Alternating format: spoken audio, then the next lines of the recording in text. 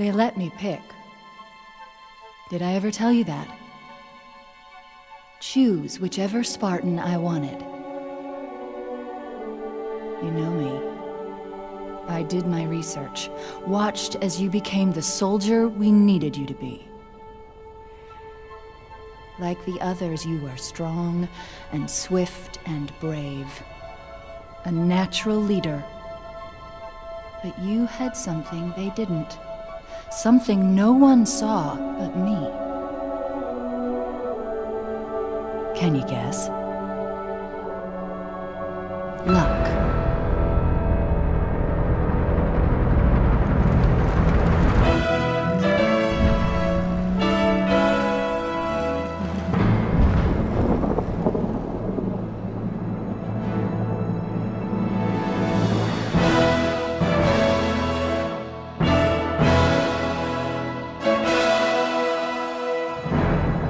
Halo Infinite has been drawing tons of hype from old Halo fans alike, but a lot of people are still worried that the game's going to fail to deliver on what, a lot of people are thinking it's going to be. And these people are definitely in the right to think this. I mean, we've had 2 failed Halo games in the last few years, so it's honestly not too far-fetched to the fact that Halo Infinite could fail as well. But what exactly would make it fail? What's going on, guys? It is JSnake here. Today, guys, I am bringing you another video, and in this video we're going to be talking about Halo Infinite and what is actually possibly going to make it fail. And then on the other side, we're also going to talk about some things that will also make it very successful or critically acclaimed, or of the sort. Anyways, guys, before we actually get into this video, make sure you are subscribed to the channel with those post notifications turned on so you can be notified every single time I do upload a new video. But with that being said, guys, let's get right into this video. So to a lot of people, Halo Infinite seems like it's going to be a good game. I mean, it looks like they're returning to the original core values that all Halo fans know and love, and it looks like the games are going to be heavily inspired from the original 3 and even Halo Reach to a degree. Also, tons of Halo YouTubers have been taken out to 343 Industries, and they have been told information that they have then passed on to us, and it really is making Halo Infinite out to be like they're really trying on this game, they're really going to care, they're really wanting to make it a great story, a memorable game, and the best Halo of all time. And I'm not going to go as far as to say that I don't trust 343 or I think that they're lying, but there is plenty of reason to have skepticism about this and to not get your hopes way too high. Now, as I'm sure some of you guys know, I have been a Halo fan for the longest time. Halo was like the first game that I actually played on a console, really. Actually, I played Halo before I played Call of Duty, which, is kind of ironic a little bit, but, Halo has not had the most best recent year history. I mean, the games have not only failed completely in pretty much every aspect, all the way from a multiplayer to the campaign, etc., but they've also pretty much killed out the Halo community. I mean, actually right now it is not as bad as it was even, 2 years, a year after Halo 5 came out.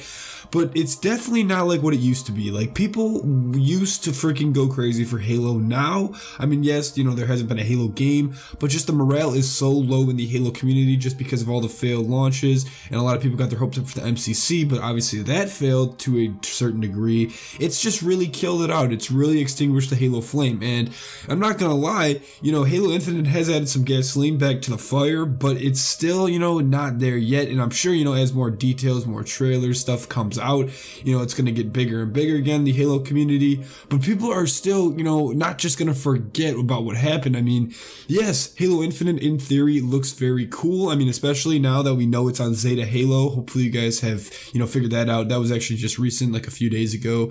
It is on Zeta Halo, and there's like the Flood on Zeta Halo, a bunch of Forerunner, Flood War stuff. Like, there is a lot of history on it. I'm not going to go into detail because I'm not like a Halo lore channel or anything. There's tons of those, and they're awesome videos, and definitely you should check them out.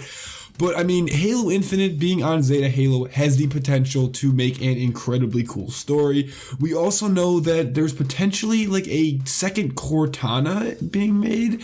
It's, to me, this is what I actually thought from the get-go. This is what I thought when we first found out Chief was getting a new AI, or at least being partnered with somebody.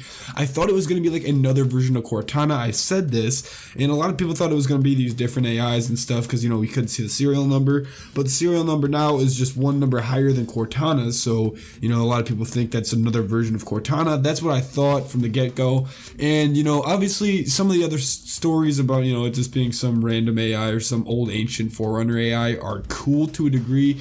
Honestly, I'm kind of happy if this is the truth, that it is going to be Cortana, you know. I like that, you know, it's going to be some more Chief Cortana, like Halo 1 through 3 style kind of bonding time, I guess. Not this Halo 4 love story crap, or this Halo 5 crazy space hippie, you know, all this bull crap. I don't even want to talk about Halo 5 in this video, but, you know, we're going to have to, because people can't just forget about Halo 4 and Halo 5. Now, some people liked Halo 4, and a majority of the people didn't, but there, you know, were some people that did.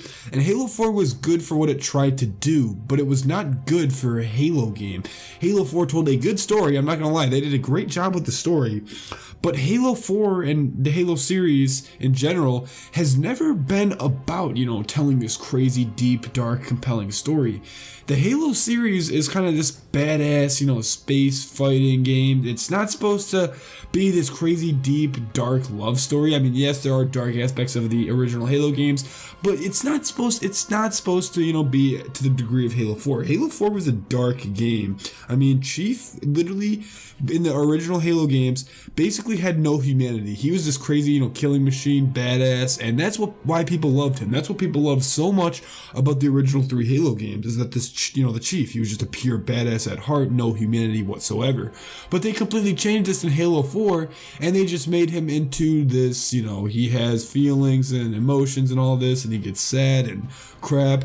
But then in Halo 5, you know, and that's, you know, that's already bad as it is that they did that. But then they just completely changed it in Halo 5, and he kind of went back a little bit, but then again, he still had this, like, you know, emo phase, I guess you can call it. The Chief was in an emo phase, but he went back to, like, this no humanity kind of style, and it just didn't mix well. And I'm sure that they've definitely learned from this, and I'm not exactly too sure on the route they're going to go with Chief. I feel like it's still going to be kind of a mix, but I feel like they're not going to really, like, show the, you know, emotional side of Chief in this. I feel like he's going to kind of retain his kind of badassness. I don't think they're going to show it too much. I mean, obviously he's, you know, trying to go against Cortana, the person he's literally been with for a majority of his life. Okay, well, you know, like a fourth of his life, I guess. It depends on how you look at it. But, you know, it's obviously going to have that aspect to it, which I guess could be a good thing in some ways. But, you know, I feel like they're going to retain his original value. And that being just a pure badass with a purpose, but this time, you know, it is a kind of personal purpose. A vendetta, I guess you could call it. So that's not something I'm necessarily too worried about. Obviously, yes, they could potentially mess up the story, and that's something huge. But in terms of the Chief, I think they're going to get him right. I mean, if you look at his armor, I think this is some of the coolest looking Master Chief armor since the Halo 2, Halo 3 armor, which is, you know, my favorites. I think I liked Halo 3 armor just a little bit better than 2, just the, you know, because of the graphics probably. But this is some of the coolest looking armor we've had, and I'm very excited for it. It looks really, really nice. Anyways, the whole thing I'm worried about, and a lot of people are worried about, is, you know, greedy business practices, or at least that's one of the big things. Like I said, the story could be messed up, and I'm not necessarily talking too much about how the story could be messed up, but the big thing is, the story could be messed up because of greedy business practices. We could obviously see some sort of limitation, you know, some sort of single player expansion, which would be ridiculous. I mean, the thing is, you know, they could do that, and they could maybe tell some other story about some similar event going on, maybe some Halo Wars 2, like, actual events you play as Red Team or something. But I'm talking, like, if they were to take an expansion and use the expansion as cut content that should have originally been in the single player. That's what I'm talking about by greedy business practice for single player. As for multiplayer, you know, obviously single player for games is, you know, a huge part of them, but it only goes so long, and then everyone kind of eventually moves over to multiplayer, and that's kind of the longevity part of the Halo series is, you know, single player comes, everyone loves it, and people are going to replay it all the time, but the multiplayer is the bread and butter. But recently in Halo 4 and especially Halo 5, it's just been really, really shitty. And I'm not saying, you know, like it's boring or something, which, you know, to a degree it is, but it's really being limited by the amount of, you know, greedy business that is kind of being done in the game. There are obviously, you know, rec packs, which are basically supply drops in Halo 5, which in my opinion were a huge limitation. And a lot of these things, like this was such a focus in Halo 5 that I think this caused the game to be as glitchy as it is. If you guys saw my previous Halo Infinite video or my previous Halo videos, you know I talk about how Halo 5 is a very glitchy game, or at least it was.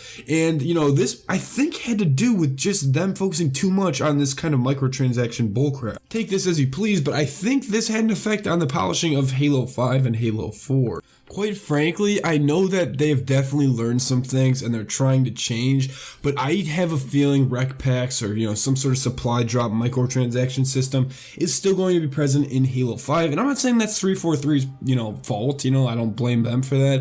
I think Microsoft has a lot to do with this. You know, obviously we see this with Microsoft, Activision, you know, Sony, they're all pushing for this crap, and EA, oh god, we're not talking about EA in this video, but you know, we see them do this, and it's really sad because, you know, the developers are kind of screwed over by the publishers. They get a bad rep because of the publishers, but that doesn't change the fact that Halo Infinite is probably going to have them, and that's going to be a huge letdown. But like I said, guys, in conclusion, really, the big thing that I wanted to talk about in this video, and I hopefully you guys, you know, understood, is that we can't just forget about what the past was.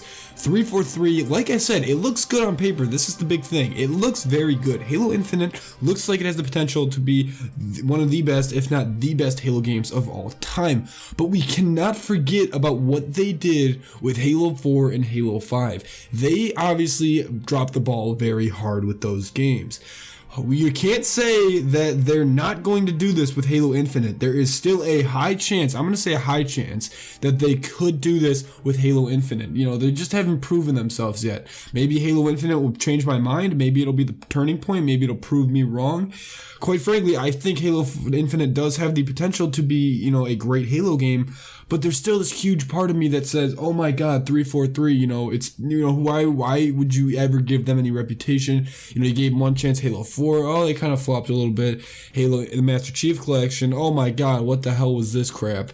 And then Halo 5, you know what, like the final straw, and then, oh my god, that was the worst one out of the freaking 3 games they've released, other than, you know, Halo 1 Anniversary, but that, you know, that doesn't really count. I'm really hoping Halo Infinite does good, because like I said, I don't like to see games fail, especially ones that I like a Halo games, Call of Duty games, Battlefield games. I wish they didn't have to fail, but you know, sometimes you just need a punch in the face to turn them right, and 343's had them, but you know, like I said, it doesn't mean that this is not going to ensure that the game does not flop. There's still a very high chance, and I'm very worried, and you should be too. But you know, you should have your hypes up, your hopes up, everything. Be excited for it, because quite frankly, this is going to hopefully be an incredible game. But just make sure you're not too excited, because then if this does happen to flop, you will be disappointed and you'll be pretty upset. Anyways guys, that's about it for this video. Hopefully you did enjoy it. If you did, make sure you do leave a like on the video. And guys, I hope you all have a good day, and peace.